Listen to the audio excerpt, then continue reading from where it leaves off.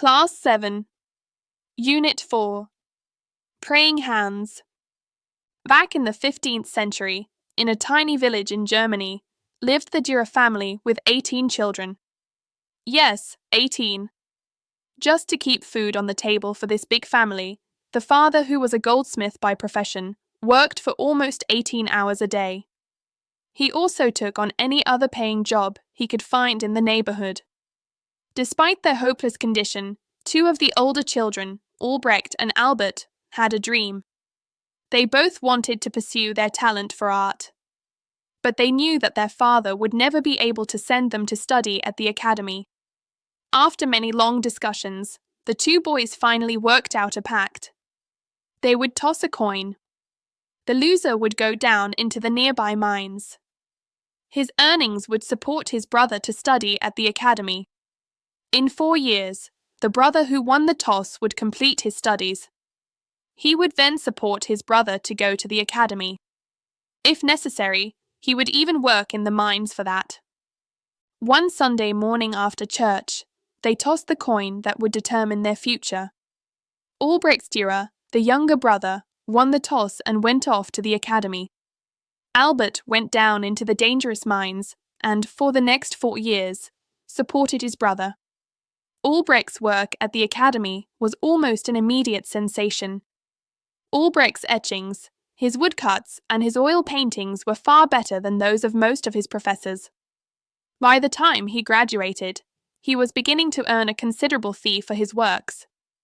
When the young artist returned to his village, the Dürer family held a festive dinner on their lawn to celebrate his homecoming. It was a long and memorable meal, filled with music and laughter.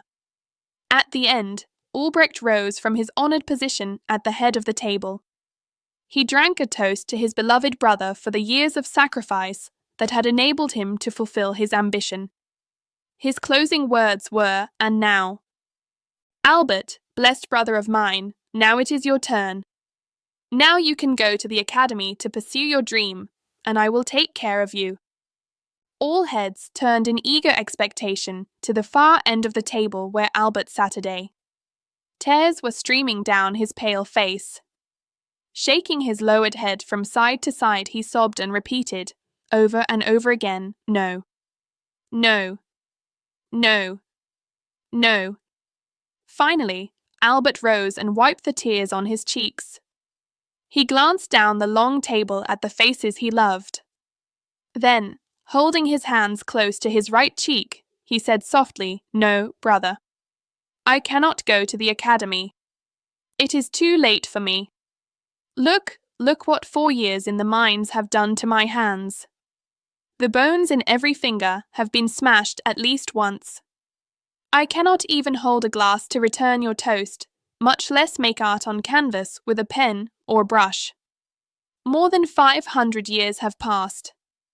By now, hundreds of Albrecht Dürer's masterful portraits, pen and silver point sketches, watercolors, charcoals, woodcuts, and copper impressions hang in every great museum in the world.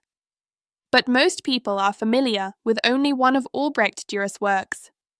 One day, he decided to pay homage to his brother Albert for all that he had sacrificed.